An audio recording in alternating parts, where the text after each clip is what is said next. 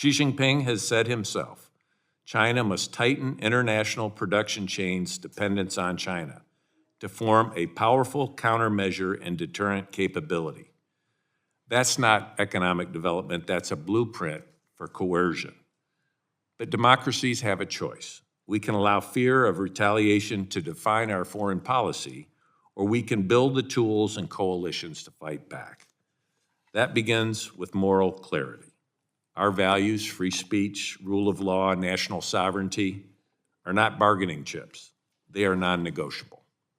It also requires a whole-of-society response. We must leverage statecraft, such as trade tools, export controls, and investment guarantees to support allies under pressure.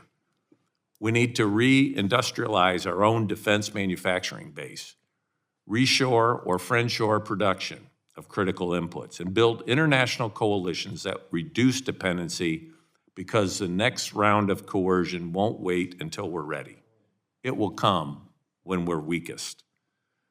Rather than opening up their society during post-Cold War globalisation, the CCP used China's newly granted access to global trade, capital markets and legitimacy in international forums to build the economic, diplomatic, technological and military capacity to one day challenge the global order in an attempt to make it more favourable to their regime's security.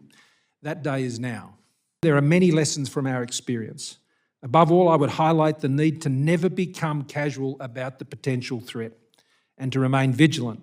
And in the same way that the CCP seeks to target our alliances and partnerships, these same relationships must form the core of our shared response. Strengthening and deepening the networks of US alliances and partners is critical to resilience and deterrence. This is as true in the economic sphere as it is in the security sphere. In this new area of post-globalisation strategic rivalry, it is critical that these tracks of national policy are aligned and integrated. It is also true that the US allies and partners must understand that it is in this new environment that more will be required of them in these relationships, both individually and collectively, including by Australia, in the years ahead. Regardless of the method, the message from China is the same: submit or suffer. Beijing exerts economic pressure to achieve its political goals and bend nations to its political will. Their goal is clear: isolate one to intimidate all. Ours must be to isolate the isolator through an alliance to counter China's coercion.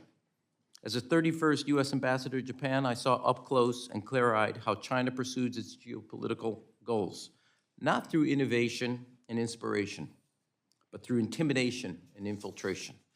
During my time in Tokyo, the embassy issued an unprecedented report on Chinese coercion to neutralize this tool that Beijing perfected over the last 15 years. The takeaway? To secure our standing in the 21st century, America and its allies need an anti-coercion coalition to counter China's aggression. Beijing's bullying is not a foreign policy, but an example of a failure of one. Nevertheless, the world's response has been scattered, slow, and too often silent. Continuing on the current course is a recipe for continued coercion. The United States cannot afford to be alone, passive, or partisan in this strategic competition.